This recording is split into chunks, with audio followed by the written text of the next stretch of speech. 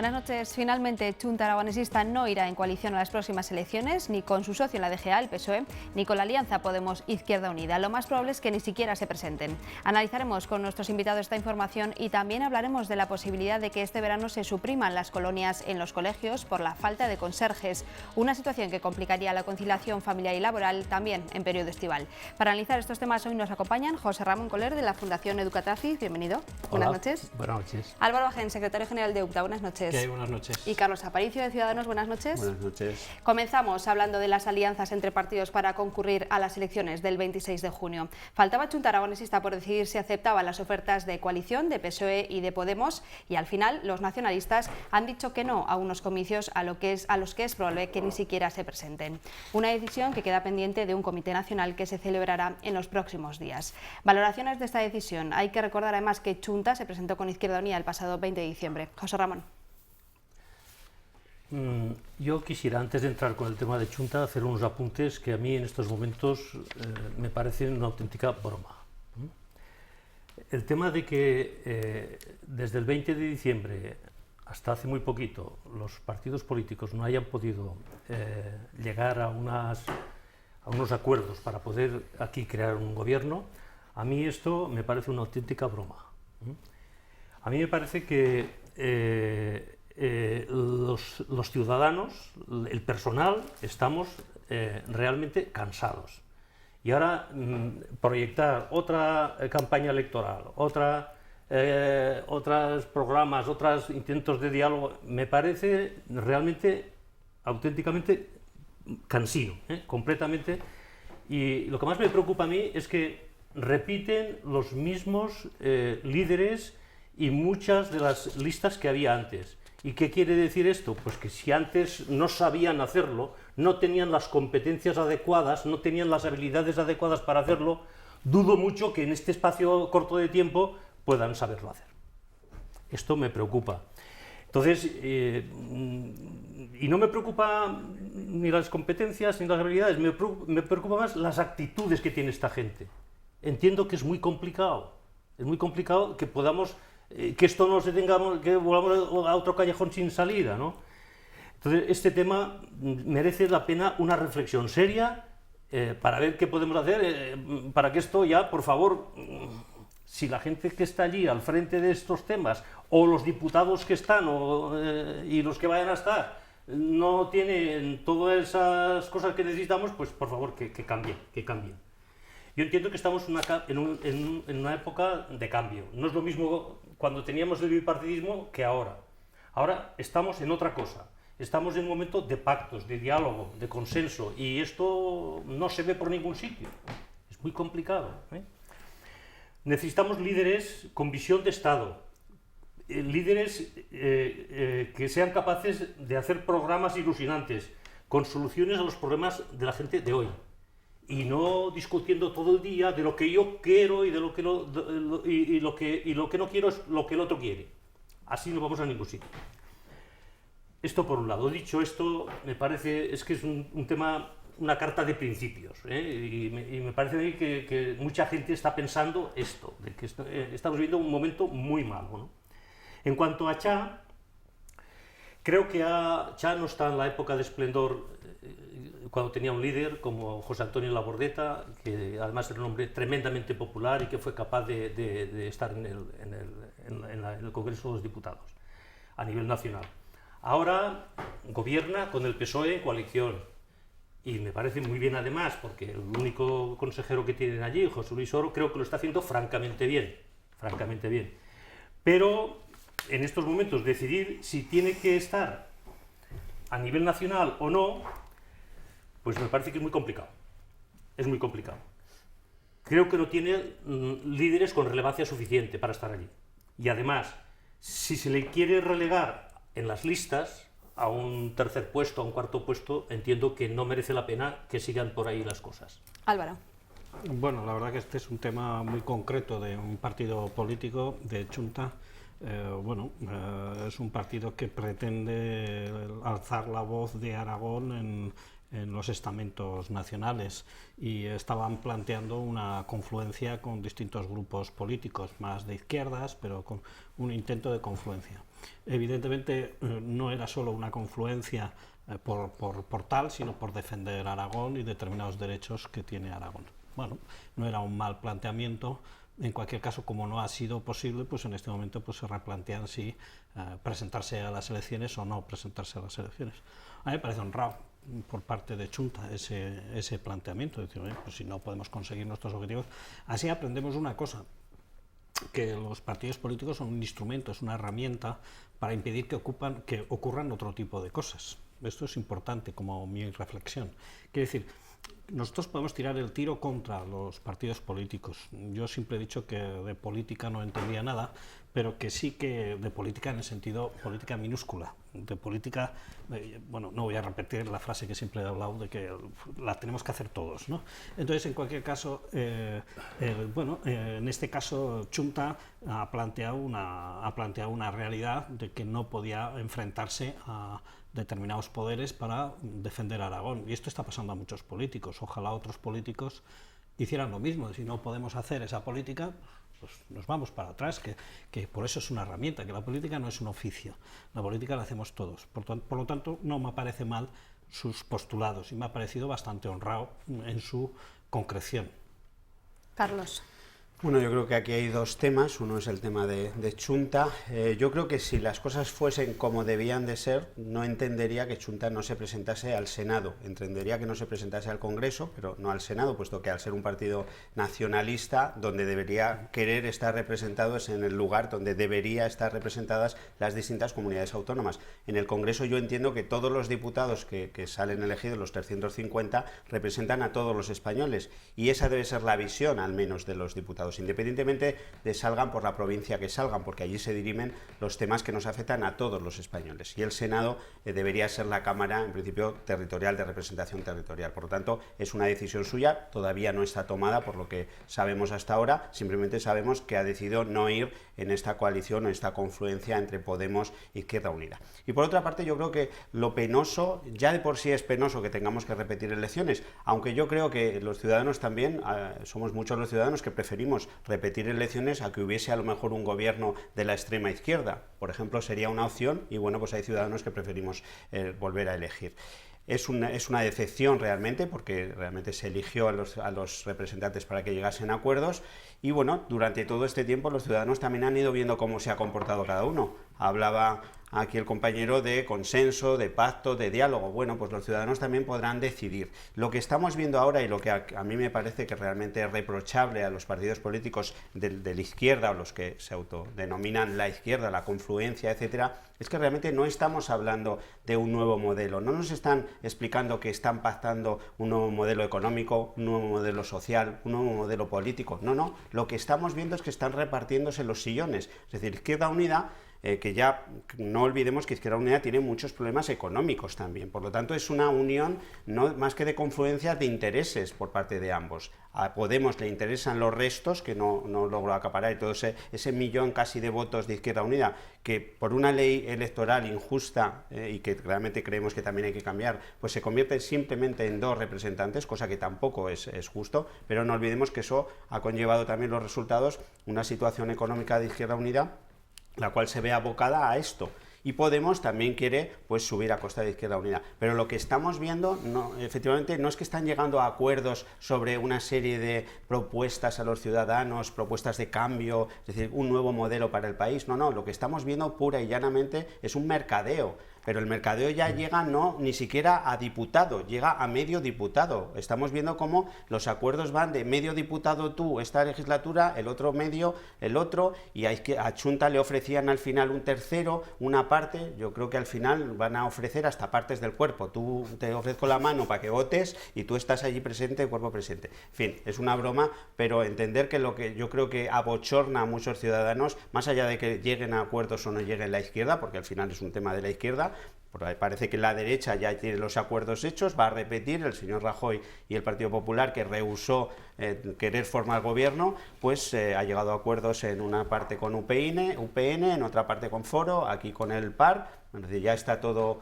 hecho, parece que llega lo mismo, y es la izquierda la que está repartiéndose. Incluso hemos llegado al esperpento, porque yo creo que democráticamente menosprecia a la democracia que una persona, un personaje como era el Esgemat, se presentó por Zaragoza, es decir, y ahora se presenta por Almería, con lo cual indica que poco le importábamos los zaragozanos y me da la sensación que poco le importan los almerienses. Eso es la nueva política. Estamos hablando de alianzas de izquierdas, pero ¿y el PSOE? ¿Es el gran damnificado de esta alianza entre Podemos y Izquierda Unida? José Ramón.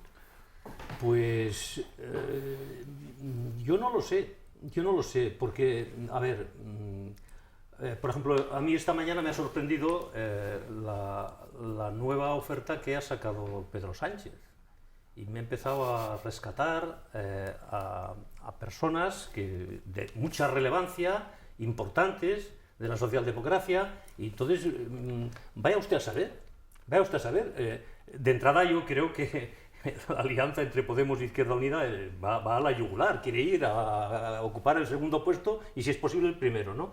Pero no lo sabría decir, porque es que es tan complicado todo esto y nos quedan todavía un mes para las elecciones que cualquier cosa puede pasar. En cualquier caso, como estamos todos muy cansados, no sé si haremos mucho caso a lo que va a ocurrir a partir de ahora.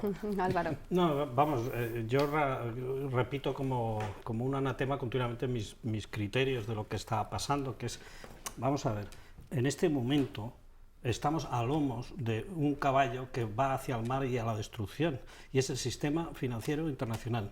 El Banco Central Europeo no va a dar más de sí. El Fondo Monetario Internacional va a tener que suplir a los bancos centrales. Estamos en una situación de continuo endeudamiento, y lo voy a decir así, un poco agresivo.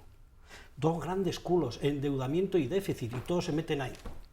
Ya vale. Tenemos que explicar a los ciudadanos que cada vez hay más endeudamiento, que cada vez hay más déficit, y que esto ni va bien ni va a ir bien, porque la situación económica internacional es complejísima. Consecuentemente, bajando al terreno de la política, crítica de los políticos, hablarnos de esto. 2. Una gran confluencia de todo tipo de partidos, me da igual de una ideología o de otra, y tenemos que resolver este problema.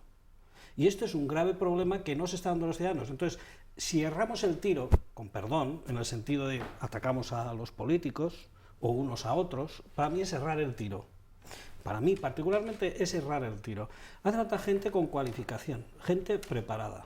Me da igual de qué ideología sea o no, pero que nos expliquen los verdaderos problemas y las soluciones, no a este país, sino a la economía internacional, porque ya vemos que Chunta poco puede hacer, o partidos políticos poco pueden hacer cuando están en el poder. Consecuentemente, y terminando, vamos a lomos de un caballo financiero donde se enrollaron con los bancos en la paquetización.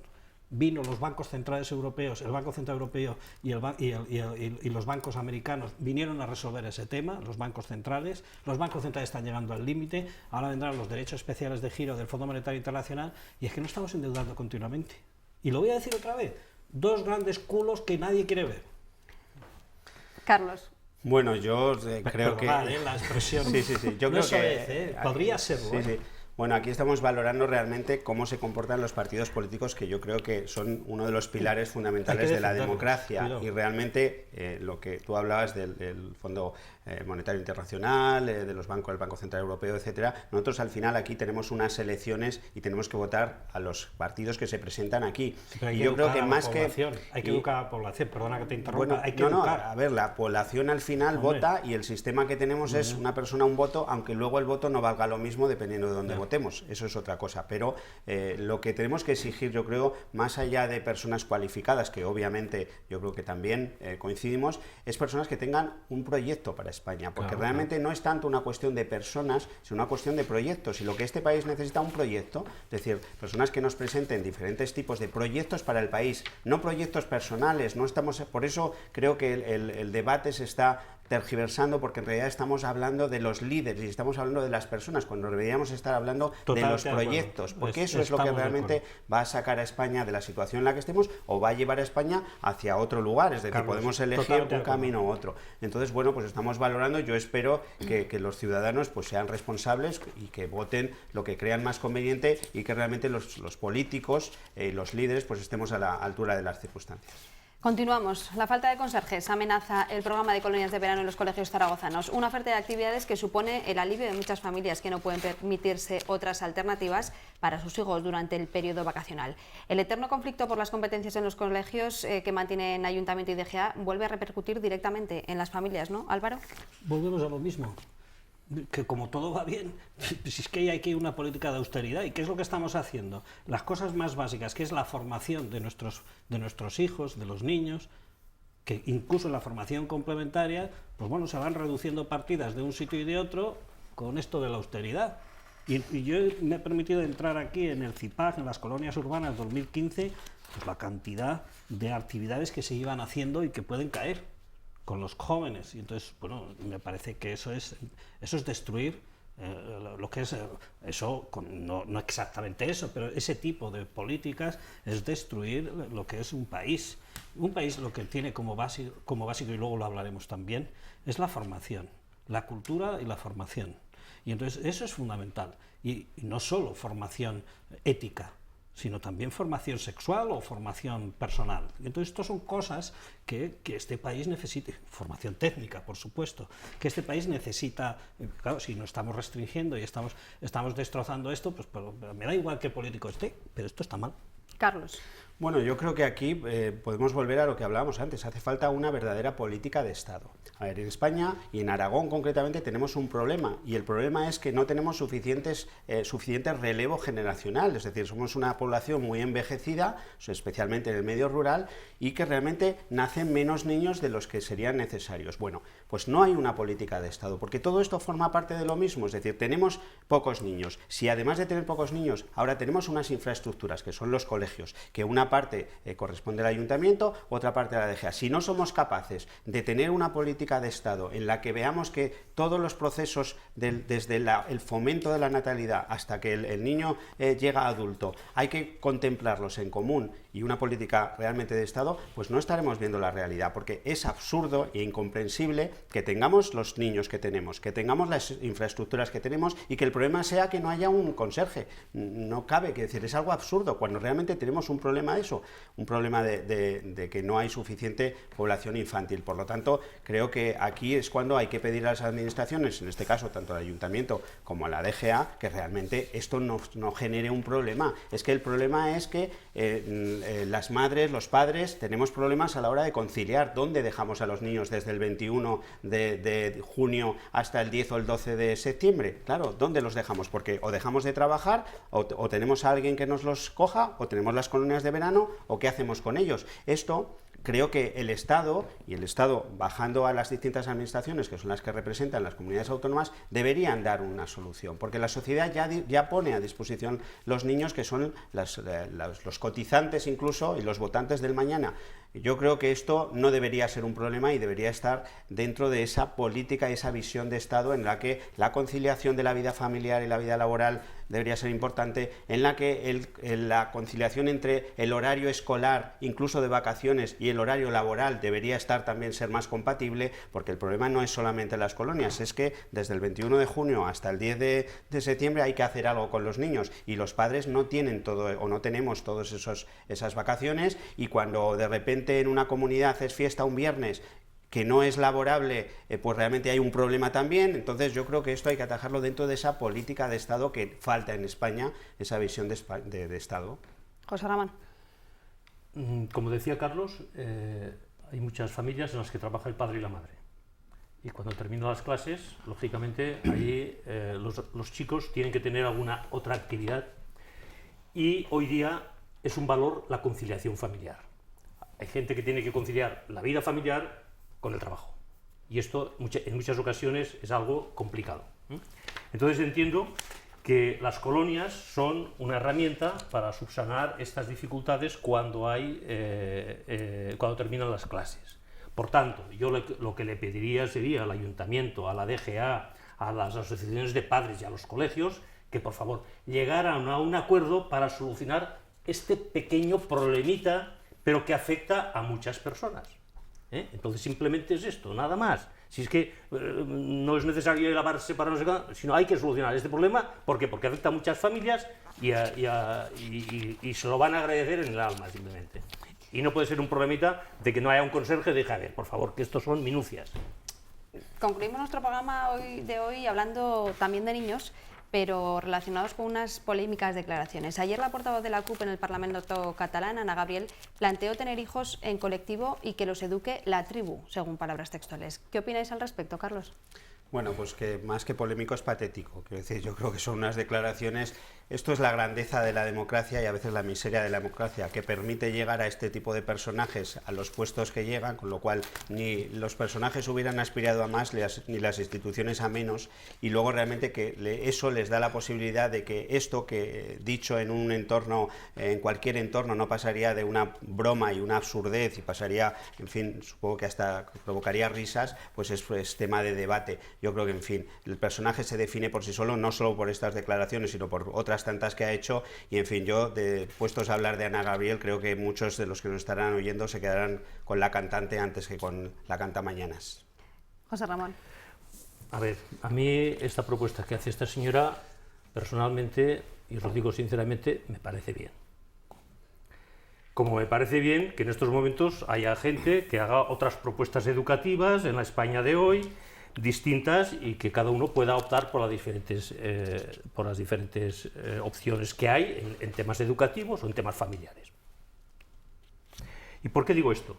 Primero porque sinceramente lo pienso, que tiene que haber libertad para que cada uno haga su propia propuesta.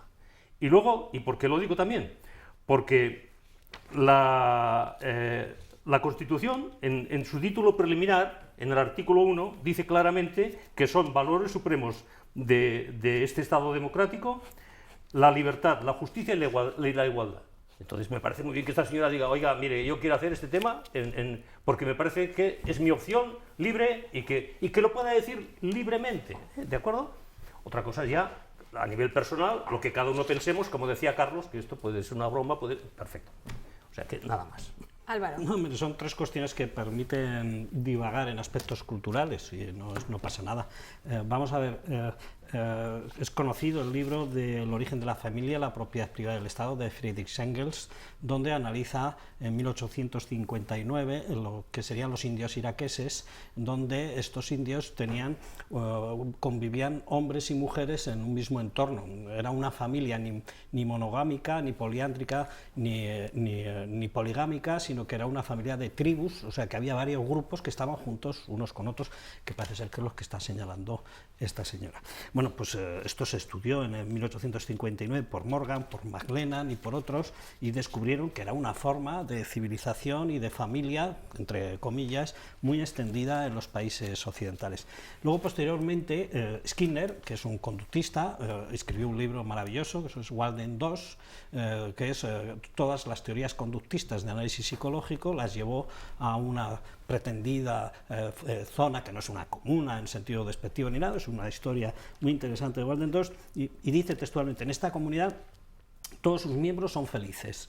Trabajan 4 horas al día como máximo y pueden dedicar el tiempo restante a hacer lo que cada uno quiera con su tiempo disponible. Y decía, la comunidad entera se considera el cuidado de todos los hijos, deshaciendo así la idea de la familia basada en los lazos de sangre. O sea que tampoco está diciendo algo que culturalmente no esté en los textos. Y por último está Wilhelm Reich, el psiquiatra maravilloso, en el que nos dice que claramente que cuando una persona tiene una liberación sexual y que no está reprimido, tiende hacia la monogamia, no tiende hacia situaciones, y es una cosa que está, yo creo, extendida en la psiquiatría. Por lo tanto, la forma normal, cuando una persona tiene posibilidades de tener múltiples relaciones sexuales, no es al revés de lo que pensamos, sino que tiende a una monogamia, tiende a una relación estable de amor y de pareja. Entonces, ¿por qué no existen relaciones de amor y de pareja? Fundamentalmente porque se ha destruido ese afecto o cariño que hay en el mundo de la pareja. Y cuando se destruye ese afecto y cariño, pues ya estamos volviendo a épocas, digamos, anteriores o primitivas. Por lo tanto, ese es el análisis que hago yo, sin más. Es decir, no estoy de acuerdo con el planteamiento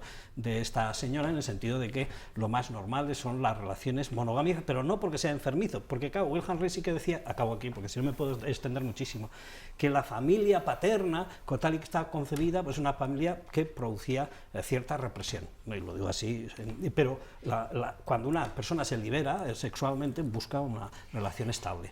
Y eso es normal. Perdona que te interrumpa, Álvaro, pero es que Ana Gabriel yo creo que no se refiere a la pareja, si la pareja es más liberal o menos. No, Se es que está refiere a la diciendo- crianza de los niños. Claro, está diciendo que la crianza, Walden 2 está hablando de que la crianza de los niños la tienen en común, en una educación, y ahí la respuesta es muy sencilla también. No es problema de sujeto, es problema de predicado. No es problema quién hace la educación, sino cómo se hace la educación, cómo se desarrolla esa educación. Por lo tanto, la educación es la base fundamental, que es lo que hablamos. En cualquier caso, Ana Gabriel lo que hace es además argumentarlo y dice que cuando se vive en una familia de pocos miembros y tradicional se convierte a las personas en conservadoras. Supongo que Pero es será- lo que estoy contestando, perdona, en el sentido de decir que una familia normal, monogámica, donde hay afecto y hay cariño, no hay ningún problema, porque la crianza y la educación es en el amor. Por lo tanto, es lo normal. Y si lo extiendes a la tribu, pues evidentemente Bueno, cambia ese yo concepto. creo que en Claro, este para caso, yo creo concluir. que Ana Gabriel ni siquiera pretendía abrir Decir un todo debate. esto. Yo creo que realmente le estamos dando una importancia a esta señora que no la tiene. Porque bueno. si de verdad hablásemos del tema, yo desde luego estaría de acuerdo, porque Hay muchos y por temas. nombrar no solamente al filósofo y todo esto, sino nombraría simplemente a Sabater, cuando dice que realmente la educación de los niños corresponde a toda la tribu en el sentido de a toda la sociedad. En ese caso sí, pero desde luego yo no le doy no está a esta diciendo eso, señora, ¿no? no la voy a poner en ningún caso a la altura ni de Fernando Sabater ni de los autores que tú has nombrado, porque creo que ni siquiera era su intención. Su intención es provocar, igual que ahora provoca con esto, o provocaba hace una semana cuando hablaba de lo ocurrido en el metro de Barcelona. Es decir, Sí, pero- entonces le estamos dando, creo, un empaque a este personaje que realmente creo, en mi opinión, y como hablaba él, cualquiera podemos tener una opinión, que no la tiene. Bueno, pues lo dejamos aquí, no le vamos a dar más importancia, como dice Carlos, porque nos hemos quedado sin tiempo. Gracias a los tres, como siempre, y a ustedes les vemos mañana. Adiós. Bueno.